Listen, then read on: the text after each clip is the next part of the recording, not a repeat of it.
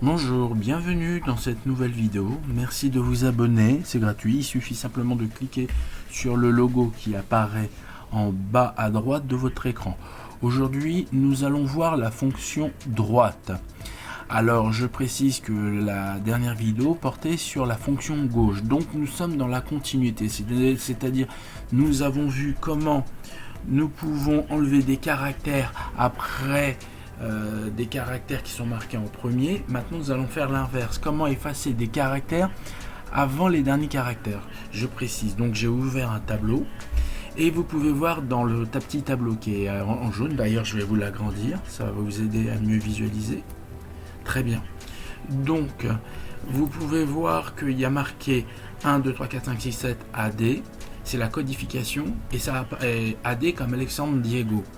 Et moi j'avais fait une sorte de calcul qui s'appelait gauche pour ne laisser apparaître que 1, 2, 3, 4, 5, 6, 7 AD. Alexandre Diego, je m'étais arrangé pour qu'il disparaisse totalement, complètement. Voilà.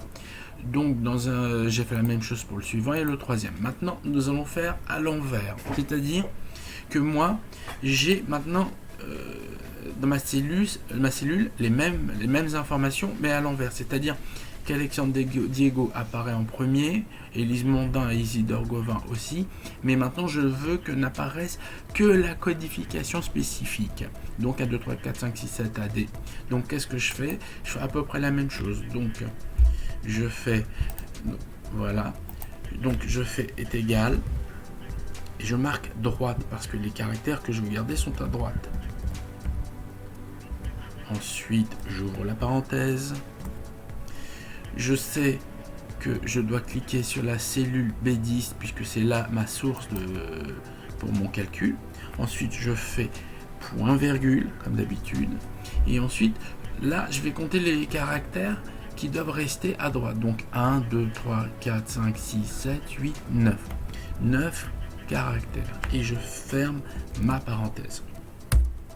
Et vous pouvez constater donc que Alexandre Diego a bien disparu. Il ne reste que ma référence que je voulais garder impérativement. Et donc maintenant, si je veux l'appliquer à les lignes d'en dessous, c'est intéressant si et seulement si vous avez des milliers et des milliers et des milliers de lignes et que vous voulez aller vite pour le faire sans faire d'erreur.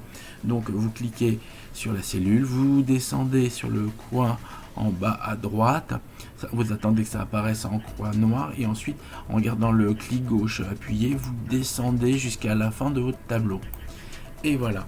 Et là, nous avons donc notre tableau qui est fini. Et nous avons réussi. Donc, merci. Bientôt de nouvelles vidéos. Merci de vous abonner. À bientôt.